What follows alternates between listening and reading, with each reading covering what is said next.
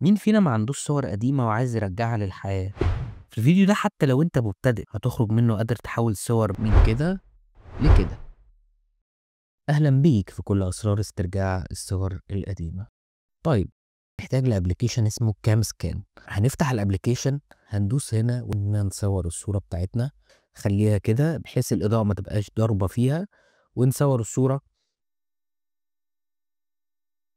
هنلاحظ ان هو عمل لي فريم اوتوماتيك حوالين الصورة نفسها. يا دوبك اعدل بس فيه شوية حاجات بسيطة بحيث يبقى يديني الصورة فول كاملة. تمام. وبعدين عندي هنا كذا فلتر اضاءة، يعني اختار اللي يناسبك. انا شايف ان ده مناسب، وبس تدوس هنا وبعدين تدوس سيف وموضوع بسيط. ماشي، نفترض انك خلاص حملت بقى الفوتوشوب، وده بقى ليه اكتر من فيديو على اليوتيوب. خلاص انت دلوقتي فتحت الفوتوشوب. ايه اول حاجه مطلوب تعملها؟ اول حاجه خالص تعملها اول ما تفتح فوتوشوب، نمسح دي كده، انك هتمسك اللاير او الصوره اللي انت شغال عليها دي، تاخد منها نسخه، تفضل ماسكها كده وتسحبها هنا كده. احنا خدنا نسخه، نعدل بقى براحتنا خالص. اول حاجه انت محتاج تعرفها الادوات. ايه الادوات اللي احنا هنركز عليها قوي؟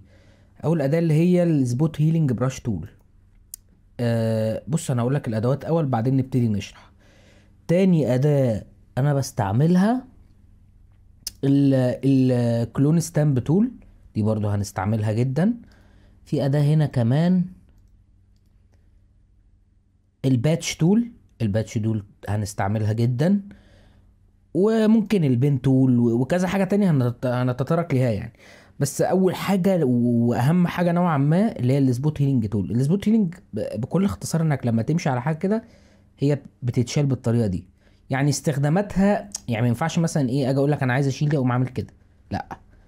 ممكن مثلا نستعملها هنا، فردت معانا شويه، اجي عند حته صغيره كده عايز اشيل دي، اصغر شويه، بكبر بالدال واصغر بالجيم، اكبر بالدال اصغر بالجيم، ادوس كده دي اتشالت معايا، اصغر امشي كده دي اتشالت معايا، عايز اشيل دي كده، واحده واحده.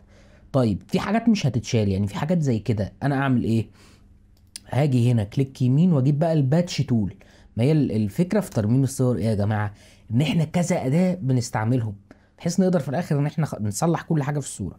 طيب عايز ازوم، بفضل دايس الت وبقرب بالسكرول بتاع الماوس، الف كده هنا بقى بالباتش تول دي وهولد، افضل ماسك كده كليك يمين وانزل كده. بقول للفوتوشوب هات لي قطعه من هنا كده اهو، وايه، خدها من هنا كده بالظبط.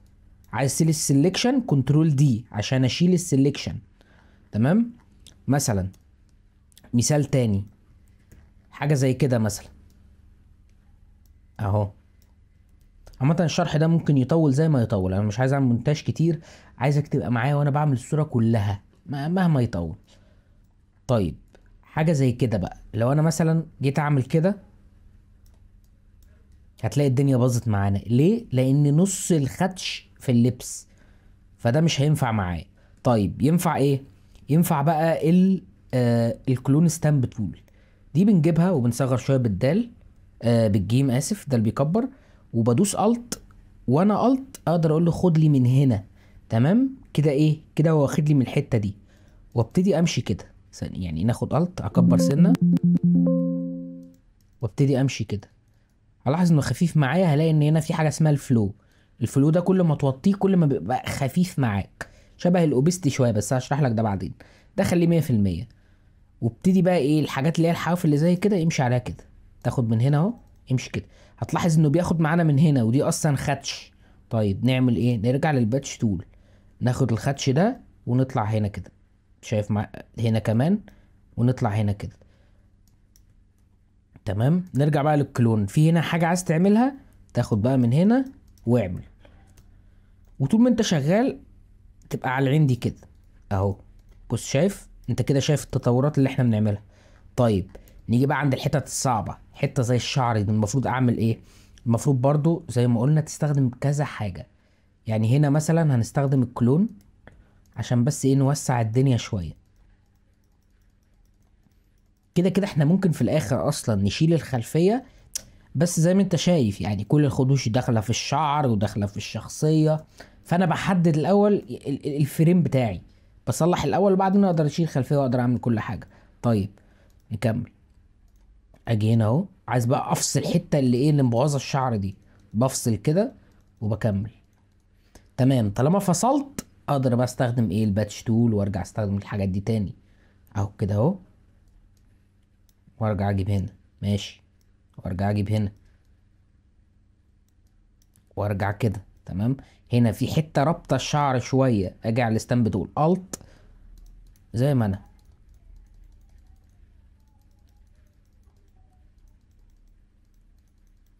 لما تشوف العلامه دي معناها ان انا دايس الت، بعلم هنا واكمل، واقوم معلم هنا واكمل على حسب الحته اللي انا فيها. عايز الفاصله دي اقوم شايلها كده كمان. اهو اهو اهو. الت الت الت. غلطت في حاجه كنترول زد، عادي كاننا في برنامج وورد، كاننا في اي حاجه. وانت شغال خايف تضيع حاجه كنترول اس وتسيف البروجكت في حته. تمام كده احنا مسيفين. طول ما انت شغال بقى كنترول اس كنترول اس كنترول اس، تقعد بقى تسيف. تمام. هنا عايز برضو اعالج دي، ممكن بكلون عادي جدا. عايز تكبر كبر، بس ما تجيش على الجنب عشان هيجي معاك حاجه زي كده. بص. طيب، عايز بقى مثلا تاخد حته كبيره كده بالباتش تول وتنزل، تقعد راح لتحت، عمل معانا جزء، انزل تاني. او تدوس كنترول بقى دي تلغي السليكشن، وتقوم معلم هنا تاني، تنزل. تمام. وعامة زي ما انا قلت انا بشرح لك بس، لكن احنا كده كده ممكن نغير الخلفية، ففكك لان اصلا الخلفية بايظة، بس انا بعلمك بقى لو انت عايز فعلا تعتمد على الباك جراوند عادي. طيب، الشعر بقى هنا المفروض نعمل ايه؟ هقول لك. احنا المفروض نقرب شوية، طبعا فكك من كواليتي، كده كده هنعالج كل حاجة باذن الله. احنا هنجيب برضو الكلون ستامب تول، نصغر بقى شوية، ونبتدي ناخد كل حتة جنب حتة. يعني انا ادوس الت واخد كده، امشي كده. بلاش استعجال عشان الدنيا تطلع معانا جميلة. برضو لسه الذكاء الاصطناعي هيحسن لي الشعر شوية لما اجي ارفع الكواليتي، عشان طبعا الكواليتي مش مقبولة بقى خالص. اجي هنا الت بقى على البشرة بقى نفسها، الت، امشي كده على المشاكل. ممكن اجي اخد من هنا. ماشي ماشي. مع الوقت هتبقى اسرع، هتبقى اللي هو الت يلا الت يلا كده. تمام. تمام. هنا بقى ايه مناطق ظل، ما تجيش بقى مناطق النور تقوم عامل كده، كده في خطأ. ليه؟ لاني هاخد من اماكن الظل واعمل لو في اي مشكلة.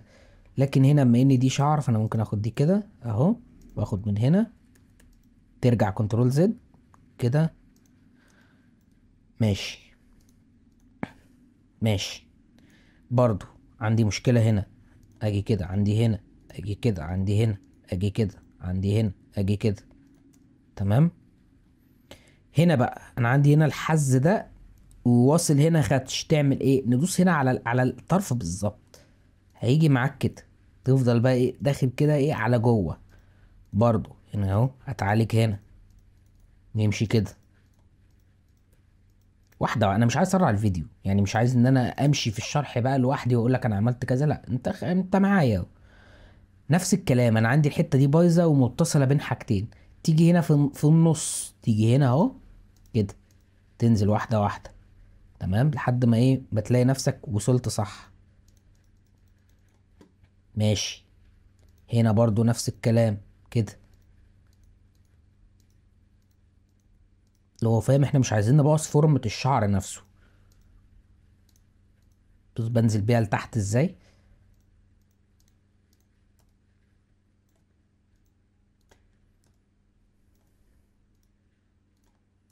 طيب، برضو الت، امشي هنا على الحواف دي ظبطها.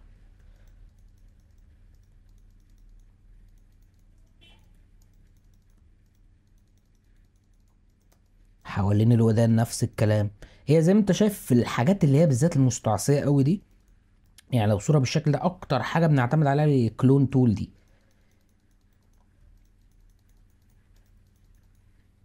ممكن هنا تصغر وتكبر، بس يعني خليها ما تبكسلش.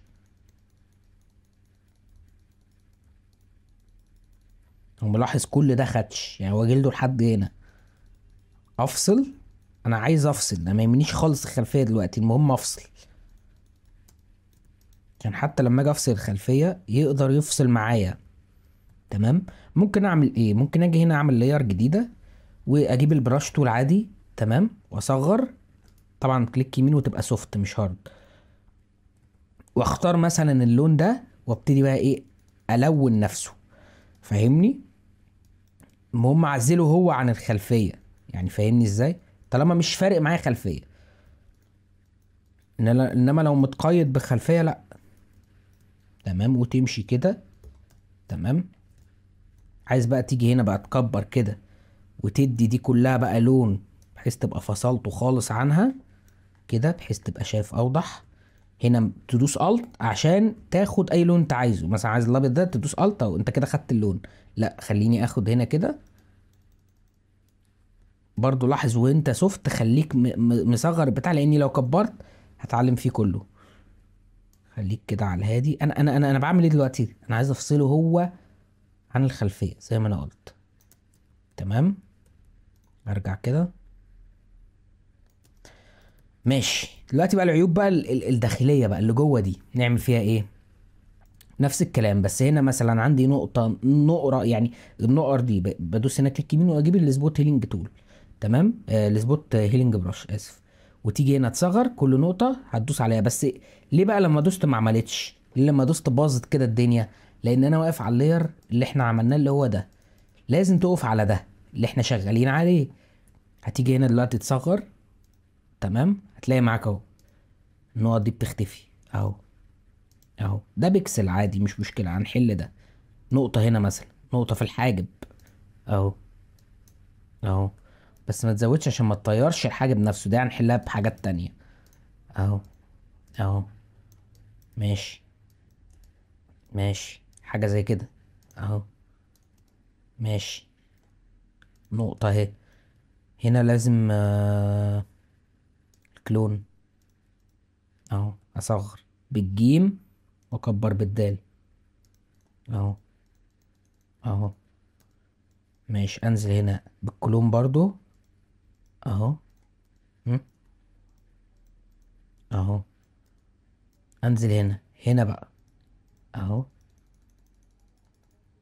ها. طبعا دي صورة متهالكة تماما، يعني مش شرط كل الصور اللي هتشتغلها تبقى كده. اهو. مه.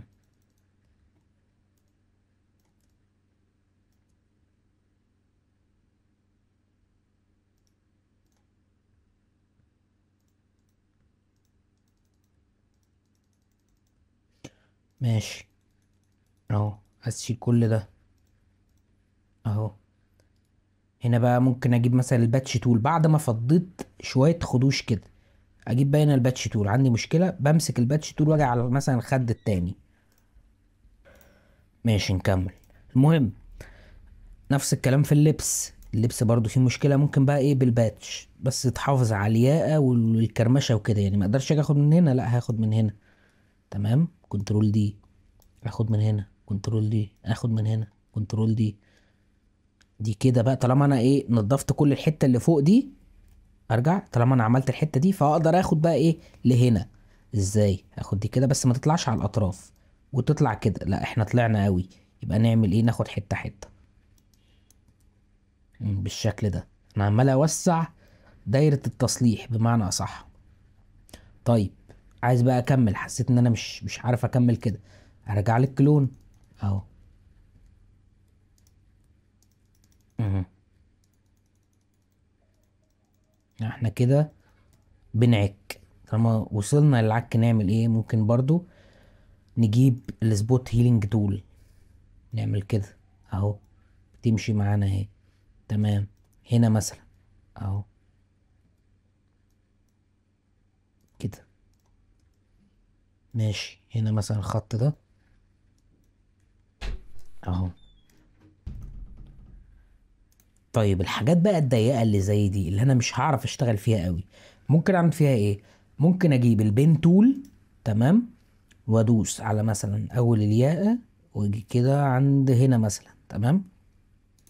اقفل الياقه بتاعتي بالشكل ده، بحيث ايه في خدش هنا وخدش هنا وحته ضيقه جدا. اجي كده وادوس كنترول، ادوس اسف كليك يمين وميك سيلكشن، ونخلي ده واحد مثلا، لان لو زيرو هيبان اوي التحديد. تخلي ده واحد تمام. وتيجي هنا بقى تعمل ايه؟ تجيب مثلا الكلون تول، وتاخد من هنا وتعمل كده.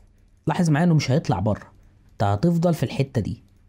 بص كده معايا، انا دوست كنترول دي، بص كده، بص قبل وبص بعد.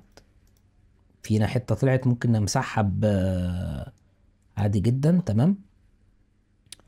وعندي هنا حته ممكن اعملها بالكلون. هنا برضو الكلون، عايز بقى اكمل الياقه.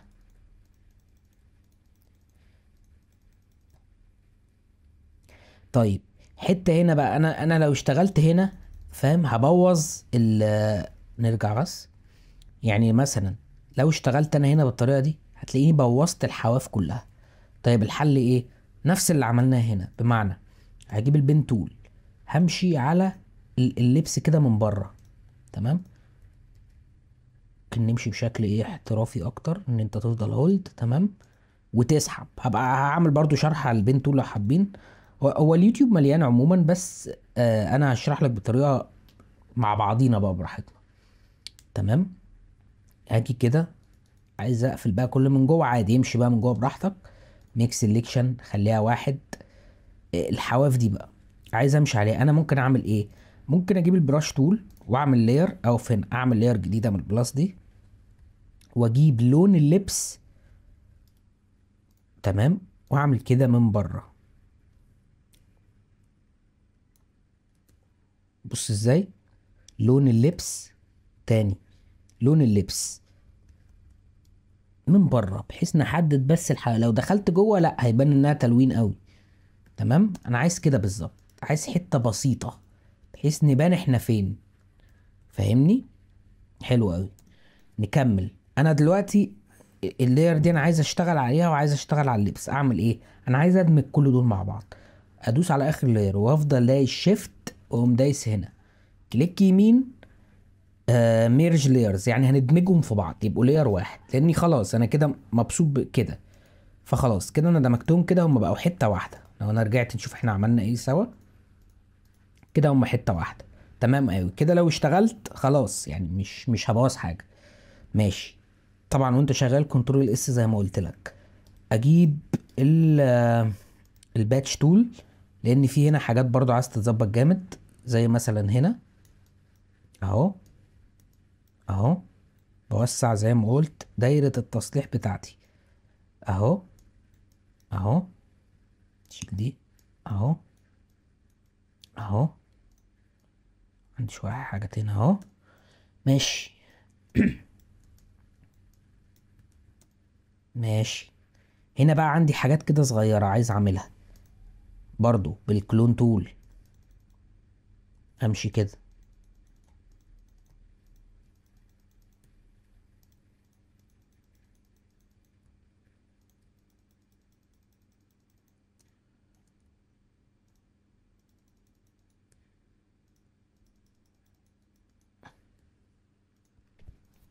اجي كده اهو تمام. عايز هنا اجيب السبوت هيلينج تول، اعمل بس الحتة دي بس كده. الحتة برضو اللي في دقنه دي كله هيتصلح ما تقلقش. انا مش همشي. برضو هنا هجيب البين تول وادوس هنا وافضل هولد وانزل تمام، وادوس هنا الت وادوس على اخر نقطة، عشان هنا عندي مشاكل كتير. اجي هنا بقى على الحتة دي. طيب انا عندي انا هنا عندي حاجات متصلحة كتير، ما مش هاخد بقى بالبراش تول. همسك الكلون تول، اكبر شوية، افضل دايس هنا الت هنا وابتدي اصلح.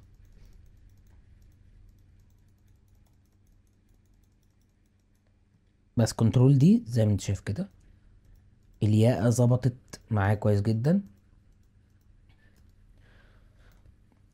نكمل. عايز بقى اصلح هنا الحتت اللي في الجرافطة دي، اصغر، اخد من هنا. طبعا زي ما قلت انا جايب صورة كواليتي متهالكة بحيث تبقى اتعلمت كل حاجة.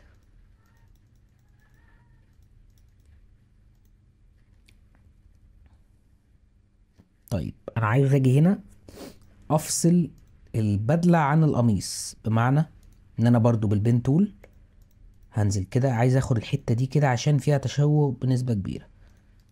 ماشي، هقول له واحد، ومش براش تول بقى، كلون تول. اجي كده ايد الفيديو مرة واتنين، اهو اهو. نرجع كده، لو في حاجة ارجع كنترول دي وكملها. بص كده. طيب حلو، في هنا شوية نتوش اعملها بالباتش تول. ماشي.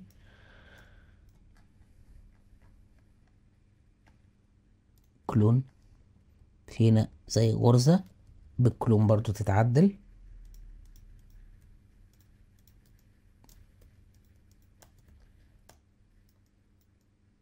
نرجع للوش، الرقبة بالكلون، امشي كده واحدة واحدة.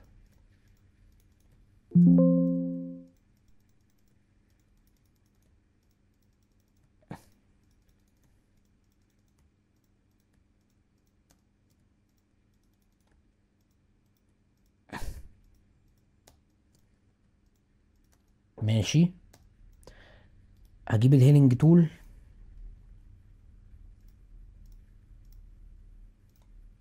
هنا في كده زي نقطة بالهيلينج تول برضو.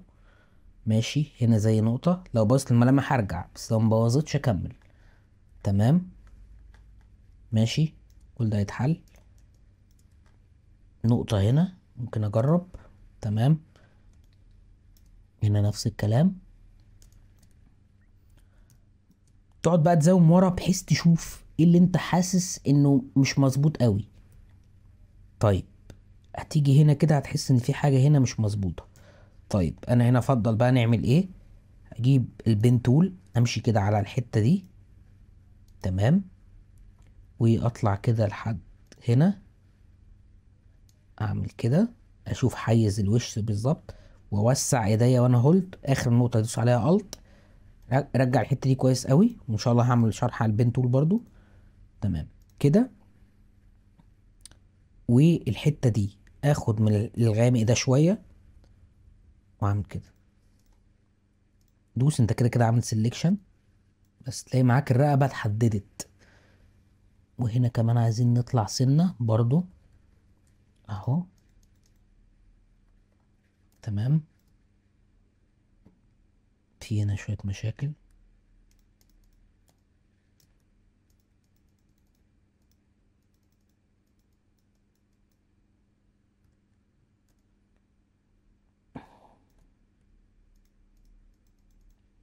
برضو بالكلون باخد من الاسود ده على خفيف، انا مصغر على خفيف خالص.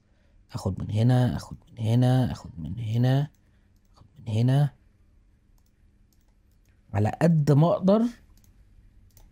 بحاول انا، يعني بحاول كعنصر بشري اقلل اخطاء الصورة، عشان لما اديها الاي اي يرفع الكواليتي ما يغيرليش الملامح، ما يبوظليش الشعر، ما يبوظليش كده. برضو الت، امشي كده على اي خطأ كده، اهو اهو.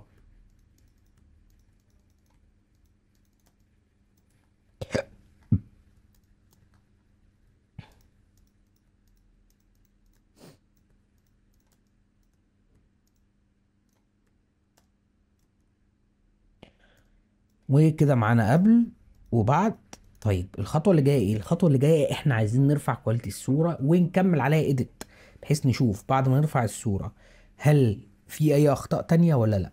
طيب احنا نقدر نرفع الصورة بايه؟ في كذا حاجة، وهقول لك على كل حاجة انا بعملها. اول حاجه في ابلكيشن اسمه اب سكيل، ده مجاني تماما بتحمله. تعال نشوف كده مع بعض. هو ده اسمه اب سكيل، ده هسيب لك اللينك بتاعه تحت. سهل قوي تسطيبه، نيكست نيكست نيكست بينزل معاك. الفكرة كلها ان احنا في الاول كنا بنفتح مواقع نقعد نستنى وقت يديك كوينات، لكن ده مجاني بالكامل، سواء ديجيتال، عامل ارت وورك، عامل مثلا لوجو يرفع جودته. الابلكيشن ده عامة هشرحه كله فيما بعد، بس انا دلوقتي هقول لك ازاي بيرفع الاشخاص. وانا معاك كده يعني، انا بشوف اللي يظبط معايا في الصورة المعينة واعمله، لقيته باظ بستعمل ابلكيشنات تانية على الموبايل. اه احنا ما سيفناش الصورة اصلا. عشان تسيف الصورة هتيجي على فايل، اكسبورت از، وهنا بقى تختار اللي انت عايزه. انا افضل الجي بي جي، ترفع الكواليتي على الاخر وتقول له اكسبورت. طيب فتحت الصورة على اب سكيل، بختار الموديل ده، وهنا بيقول لي انت عايز تكبرها قد ايه. لاحظ هنا لو نزلت هنا بيقول لي ريزولوشن 225 في 225. هبص بيرفع الريزولوشن قد ايه. بص لو زودت مثلا عايز اخليها 2000 في 200 2250 و 2250، هو بيقول لي ان 10 مرات كتير، بس كده كده الريزولوشن قليل قوي فعادي. وهقول له اب سكيل ونشوف هيطلع بايه، يعني انا لسه معرفش. ماشي، احنا نقدر نعمل ايه بالنتيجه دي؟ كده هو قطع لي شوت شويه من ناحيه الريزولوشن، بحيث لو حطيتها على برنامج اي اي ولا حاجه يبقى ايه قادر مثلا يتعامل دي ياقه. تمام ماشي، فانا ممكن لا اما ما اعتمدهاش لا اما اعتمدها، بس انا هعتمدها ونروح للخطوه الجايه. طيب الخطوه الجايه نحتاج الموبايل، تنقل الصوره لموبايلك باي طريقه. انا بنقلها عن طريق الواتساب، ببعتها دوكيمنت عشان الكواليتي ما تقلش. بعد ما تنقل الصوره انا بستعمل ابلكيشن اسمه بيكسل اب. هنجرب هنشوف هل هيعمل الصوره معانا بالشكل المطلوب ولا لا.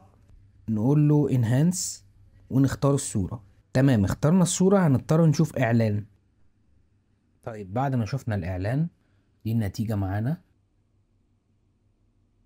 فنخش على ابلكيشن تاني. في صور بتنجح من ابلكيشن معين، في صور تانية لا بجرب فيها كذا حاجة. انا عايز الصورة تخرج بافضل شكل، فابلكيشن تاني اسمه وينج. نفتح الابلكيشن. طيب بعد ما بيفتح معايا الابلكيشن، عندي هنا حاجات متنوعة كتير اوي كلها مفيدة فعلا. انا عايز من هنا الاي اي ريبير. طيب قال لي اختار الصورة، فهختار الصورة. عندي هنا 3 محاولات في اليوم. هاجي هنا اعلي دي على اخر حاجة، امشي كده اخلي دي 4K. دي نويز ماشي لو في نويز كتير، واقول له تمام. دي النتيجة. طيب دي النتيجة اللي طلعت بيها من برنامج وينك. طبعا بالنسبة ل AI وبالنسبة ان الصورة كانت متهالكة، النتيجة ممتازة. نشوف قبل. انا هنا عامل ايه؟ هنا عامل اوريجينال، دي الاصلية، دي الفوتوشوب ان احنا وصلنا لكده، ودي الاي اي. تمام. انا بعد الاي اي هل لازم اعمل حاجه؟ اه طبعا، لان الصوره كلها اخطاء. طبعا على حسب، لان الصوره متهالكه جدا فالاي اي عامل اخطاء كتير، وممكن بعد التعديلات اللي هنعملها نعدل عليها تاني بالاي اي بطرق تانية. ماشي. ايه اول حاجه نلاحظها؟ اول حاجه نلاحظها ان الحته دي بايظه خالص. طيب هنا ممكن اعمل ايه؟ انا لا اما اغير البدله خالص، اجيب بدله من مثلا النت، او الغي مثلا الجزء ده خليها كانها قطعه واحده، كانها مثلا بالطو. يعني في كذا حاجة ممكن نعملها، بس انا عايز دلوقتي اهتم بالوش. الوش ايه المشاكل اللي عندي؟ عندي هنا ان في زي انفصال في المناخير. طبعا هاخد بقى من نسخة الاي اي دي نسخة. تمام. هنا عندي الاي اي هاخد منها نسخة تمام عشان اعدل عليها براحتي. طيب هنا بقى التعديل اسهل ليه؟ لان انا مثلا عندي حاجة زي كده، هاجي بالهيلينج تول اكبرها. لو لقيت الهيلينج تول مختفية زي كده دوس كابس لوك. اجي هنا كده اهو. طبعا الشغل معايا كده اسهل بكتير. هنا ممكن اعملها اجرب الباتش تول.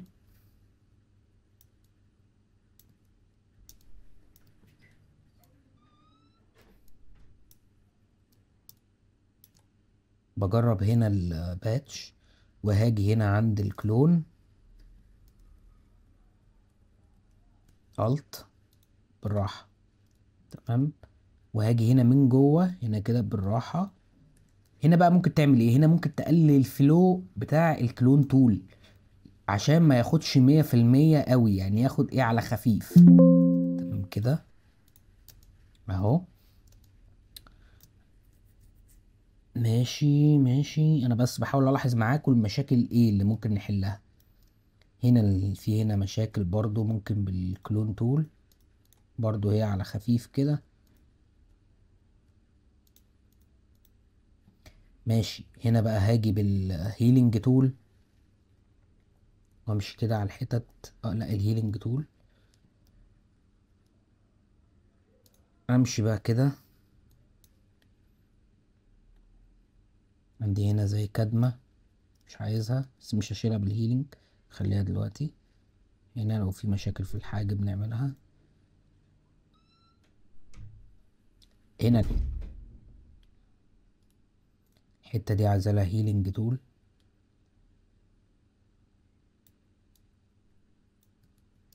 ماشي، نوعا ما تمام. ماشي، دي باتش تول. باجي هنا، لا مش ظابط، ارجع. ممكن اخدها من هنا، لا مش ظابط برضو.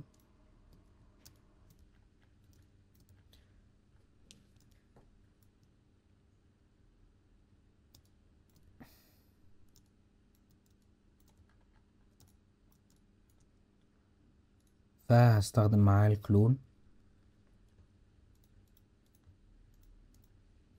واعلي الفلو.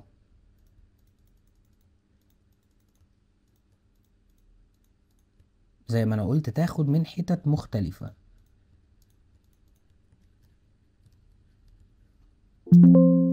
ماشي، عايز بقى هنا، هنا اخد بالكلون تول الت كده. تمام، او نرجع مش ظابطة قوي كده. كده تمام. ممكن اجي بالبن تول اخد كده. تمام، الرقبة فيها مشكلة شوية، فانا عايز اعدل الرقبة اهو، اخليها كده.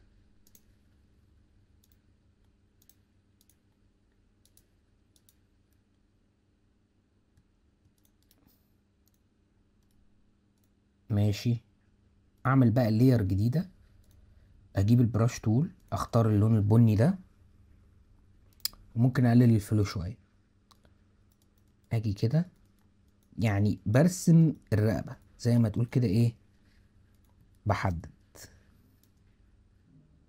ماشي، اجي بالإريزر تول او الاستيكة، بالدال اكبر، امسح كده لو في ديفوهات بسيطة. ممكن امسح من هنا شوية.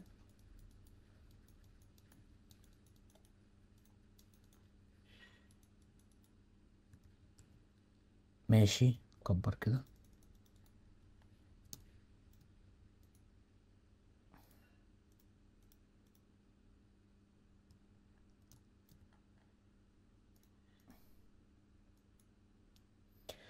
اقلل بقى اوبيسيتي اللي هي اللي انا عملتها دي من هنا، بحيث ما تبقاش اغمق قوي، لان في الصورة الاصلية مش كده. تمام.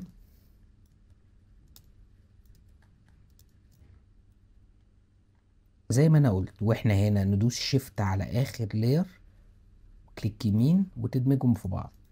ماشي، نكمل. انا عايز اعالج الحتة دي كلها من غير اي مجهود. هعمل ايه؟ هجيب الباتش تول، اعلم كده من تحت عينيه، واجي هنا.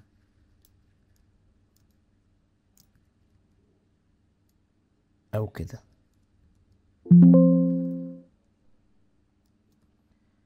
ماشي،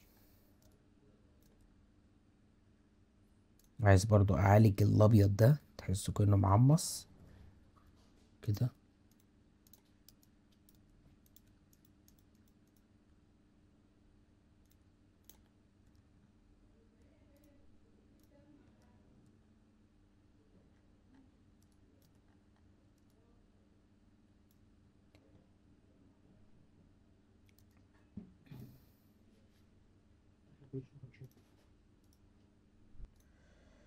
ماشي نكمل.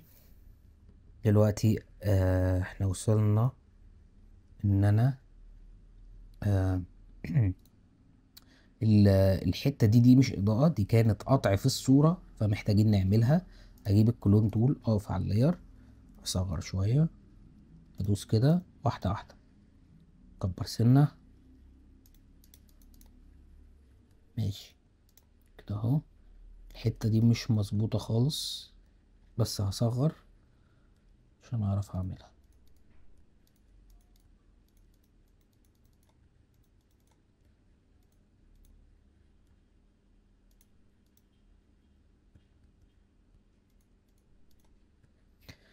ماشي.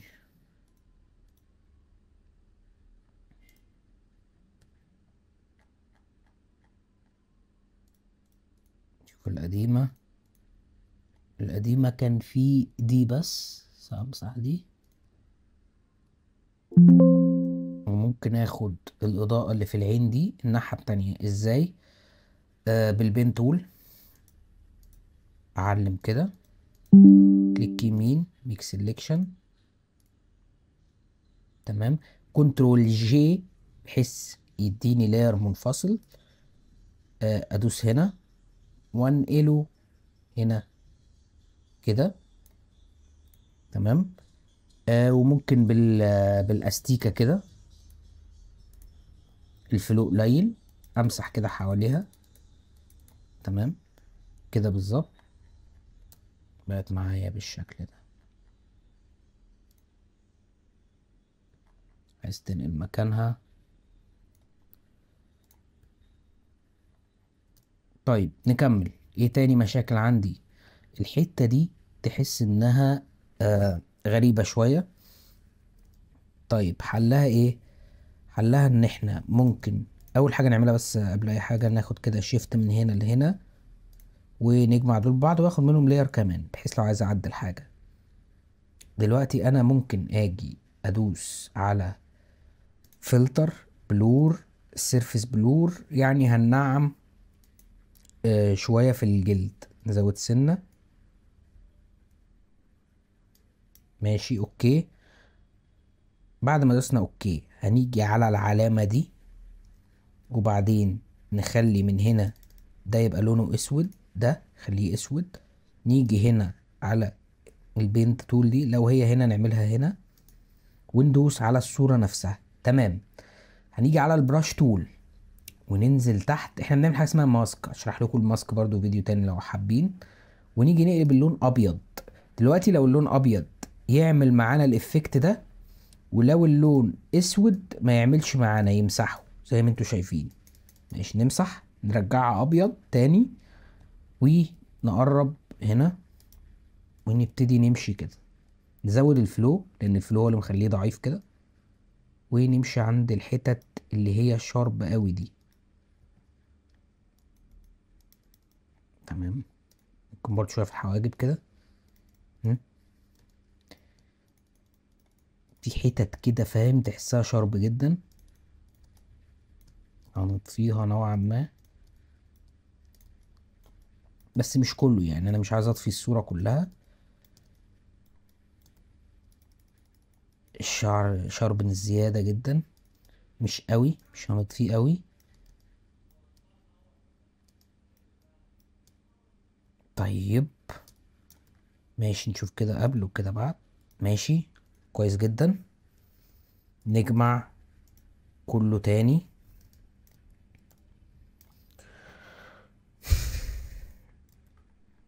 دلوقتي انا عايز اخلص من دي.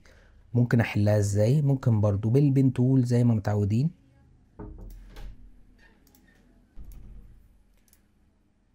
اجي هنا كده، اقفل الفريم ده،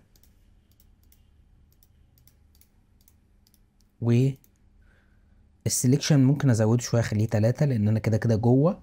هفهمك ازاي. واجي على ممكن الباتش تول، كده كده انا عامل فريم كانه باتش تول، واقعد اوسع لجوه كده بالباتش تول، اقعد اودي لجوه. بس انا كده عملت زي بدله او زي بالطو. ولسه لما نلون هنشوف ازاي هنحسن بقى الوضع ده كله؟ تمام. دلوقتي انا حاسس ان الصورة لا، باين ان في حاجة غلط، باين ان في اي، واقدر اراجع الموضوع. الاقي عندي عايز بقى اشوف ايه الاخطاء اللي حصلت. نتابع بقى بعينينا نشوف ايه اي اخطاء حصلت.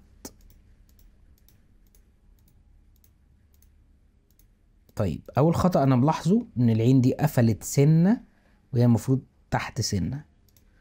حد واخد باله من الموضوع ده؟ والعين دي المفروض ما فيهاش لمعة. تمام. طيب هنلغي ده ازاي؟ عايزين نفتح العين دي سنة، هنعمل ايه؟ هندوس على فلتر. بس اول حاجة هاخد بس النسخة من دي عشان ما يبص منها اي حاجة. هدوس على فلتر ليكويفاي، ومن ليكويفاي عندي هنا فيس تول. هو هيقدر يعرف لك الفيس بالالت، واسكرول عشان ازوم شوية، سبيس عشان ايه اعرف اتحرك. هكبر دي كده، هنزل دي كده. تمام. ودي انا لاحظت انها نازلة كده في الصورة الحقيقية، لان طبعا الكادر هو المفروض الجزء ده اكبر شوية للكاميرا، فده افتح ده اصغر. بس كده ادوس اوكي. اجي هنا زي ما الصورة الحقيقية بتقول. وانا لا مش هعمل ارجي ده، خليني زي ما انا. اجي عند السبوت هيلينج تول واشيل النقطة اللي عملناها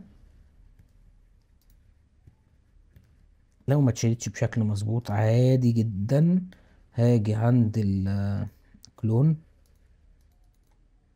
واشيلها. طيب كده ايه الفرق بقى بينها وبين الصورة؟ خلاص هندمج دول واشوف ايه الفرق. طيب. طيب حلو جدا. العين ظبطت. بس ممكن بقى اشيل اللمعة دي كمان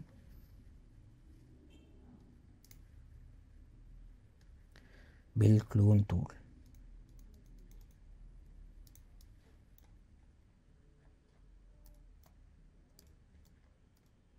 ماشي. كده كده انا هخلي الاي اي يعدلها لنا.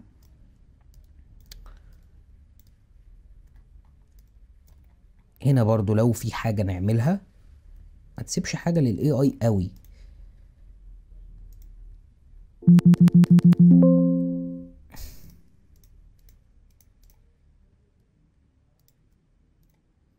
يعني شكلت شكل الجرافطة شوية.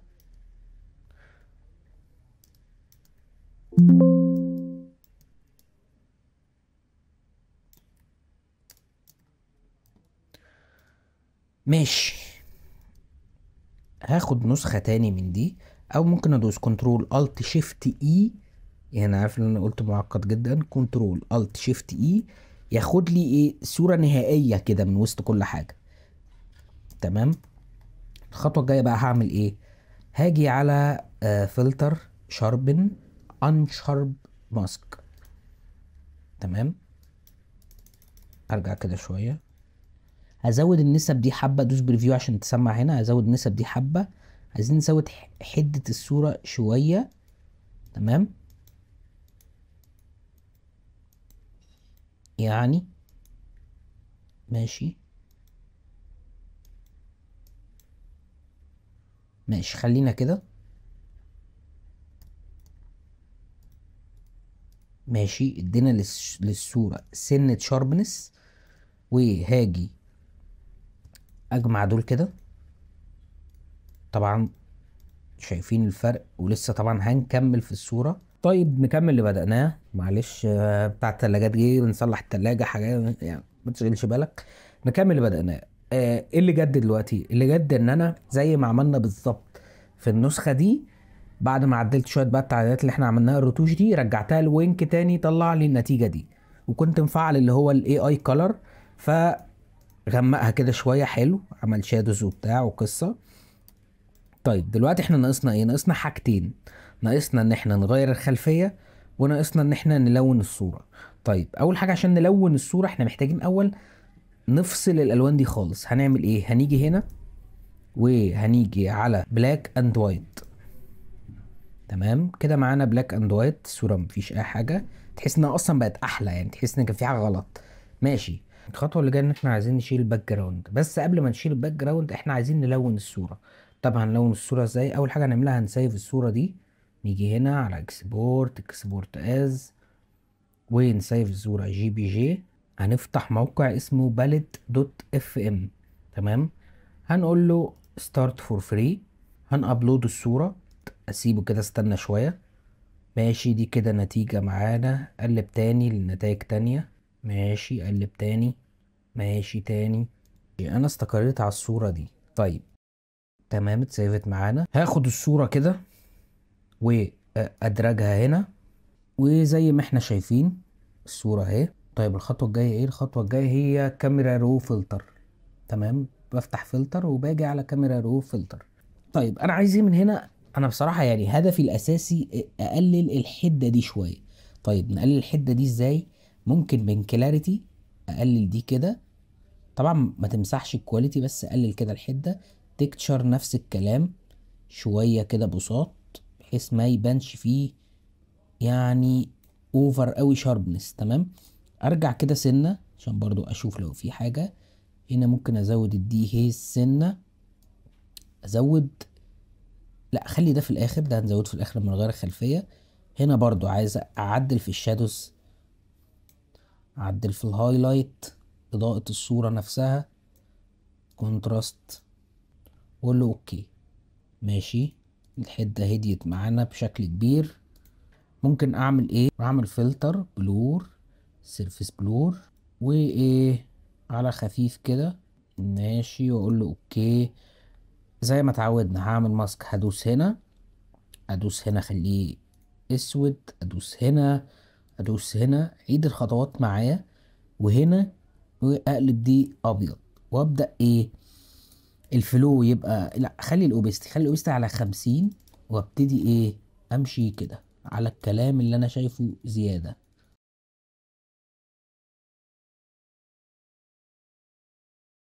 ماشي، واجي هنا عند الاوبستي اقلل سنة، بحيث برضه ما يبقاش كتير. كده ناقصنا الخلفية والاضاءة. الخلفية بفضل واقف على الصورة، من بروبرتيز بنزل تحت شوية هلاقي ريموف باك جراوند. طيب لو مش شايف بروبرتيز باجي على ويندو بختارها بلاقيها، بدوس ريموف باك جراوند. تمام، اتشالت معايا. طب ايه المنظر ده؟ عشان تحتيها ليرات تانية باجي اقفل دول. انا عامة بحب ادوس هنا اختار جريدينت، اجي هنا ادوس بيزك، اختار بلاك اند وايت واغير من هنا. طيب الاسود ممكن نعمل مثلا لون متدرج من الجرافطة، يعني مثلا الاسود ده اختار الازرق الغامق، الابيض ده اعمل اللبني الفاتح. تمام. ماشي، واجي هنا عند الستايل اعملها راديال، وادوس ريفيرس اخلي الفاتح هو اللي وراه والغامق اللي حواليه. اجي عند سكيل اكبر السكيل سنة بسيطة جدا كده اهو. ماشي، يعني ممكن كده اكتر. تمام. وممكن نعمل ايه كمان؟ نلعب بقى في الاضاءة نفسه. طيب ممكن الاحظ اخطاء شوية في الماسك، اجي كده وادوس على العلامة دي واختار الابيض وانا واقف على الماسك، ابتدي ارجع الحاجات اللي انا حاسس انها بايظة. ماشي، بعد ما عملنا كده احنا دلوقتي عايزين بقى نعمل ايه؟ عايزين نظبط الاضاءة. دلوقتي احنا هنيجي عند ليفلز، هنختار ليفلز وننزل تحت شوية. ممكن اكبر دي كده. عايز اغمق شوية، اجي يمين، عايز اغمق من هنا كده. تمام، واعمل ايه؟ اجي من هنا اهو، وانزل واختار دي كده. هاجي كده على النص، انا عايز اعمل هنا شوية يعني ظلال، يعني فاهمني، شوية غمقان. فهدوس ديليت. تمام، بحيث يبقى الجزء ده ماشي. في هنا غمقان، اعمل ايه؟ هدوس هنا مرتين او مرة، والفيزر ده ازوده شوية شوية لحد ما يظهر معانا بالشكل ده. ماشي، اغمق كده شوية. هاجي عند البراش تول امسح كده. تمام، هنا انا بعمل ايه دلوقتي؟ انا بمسح الحاجات الزيادة. طيب دلوقتي انا عايز اغمق البدلة بتاعته لوحدها من غير ما اغمقه هو. هعمل ايه؟ هقف عليه، ادوس ليفلز، ادوس على العلامة دي اللي هي كليبنج ماسك عشان يتفعل عليه هو بس، واغمق كده. تمام، اغمق كده طيب ليه متطبقة عليه كله؟ افضل واقف على الماسك، اجي هنا عند الاسود، اجي هنا وادوس على الصورة، تمام. اجي على البرش افعل اللون الابيض، اكبر بالدال وابتدي امسح كده. امسح بقى براحتك، انت كده كده واقف عليه هو بس كده. حاول ما تجيبش على وشه، لو جبت هنمسح بالاستيكة دلوقتي اهو، او تدوس اكس بحيث يبقى لون اسود حتى لو انت مش ماسك الاستيكة. ماشي، احسن بكتير. ماشي، بعد ما خلصت هاجي على فلتر، ادوس كاميرا رو فلتر، وابتدي اجيب افكتس. ممكن استخدم الافكت ده شوية، تمام. اعمل كده، اخلي على وشه اكتر التركيز. عايز تزود كلاريتي عند اللايت، هاجي ممكن العب في اللايت اشوف ايه الانسب. طيب بعض الناس هيفتكروا ان احنا لحد هنا وخلصنا. اقول لهم لا، في خطوة تانية هتقلب الموضوع لسحر حرفيا. الخطوة اللي محدش هيقولك عليها هي الموقع ده. هنفتح الموقع ده سوا، مش هيطلب منك اي حاجة. هنرفع الصورة هنا، ماشي. رفعنا الصورة وهنا هيطلب منك برومبت. انا مش عايز برومبت دلوقتي، انا عايز حاجات معينة هقولك عليها. هقول له هنا، بيقول لي الاضاءة جاية منين. انا على حسب، انا شايف ان الاضاءة تبقى جاية من يمينه، فهقول له من يمينه، الاضاءة جاية من يمين. ماشي. دلوقتي هنا بيقول لي الصورة دي لإيه. هقول له لشخص بالغ وهو راجل. امان، تمام، حلو قوي. بيقول لي البيئة اللي عايزه يبقى فيها يبقى في ايه. عندك هنا بقى كذا حاجة، ممكن تقول له فاجئني، ممكن تقول له ناتشرال لايت، بس انا هختار هنا سوفت ستوديو لايتنج، لان هو زي ما تقول كده هو فعلا في استوديو، تمام. اجي انزل هنا شوية، بيقول لي الباك جراوند، انت عايز الباك جراوند تبقى ازاي. هنا ممكن انت بقى تختار اللي انت عايزه. انا هاجي هنا كده، مش عايز بصراحة باك جراوند حقيقية والكلام ده. انا هاجي اقول له بلو جريدينت باك جراوند وادوس نقطة، وانزل تحت شوية واقول له رن. وزي ما انتم شايفين النتيجة غريبة جدا، دي قبل ودي بعد. اتمنى تكونوا استفدتوا من شرح النهاردة. هو يعني شرح غريب، بالذات اخر تريكة دي تحس فيه حاجة غلط. انه سحر الاي اي. بس كده، ما تنساش تعمل لايك وسبسكرايب وشير، فعل الجرس، واشكرني بعدين.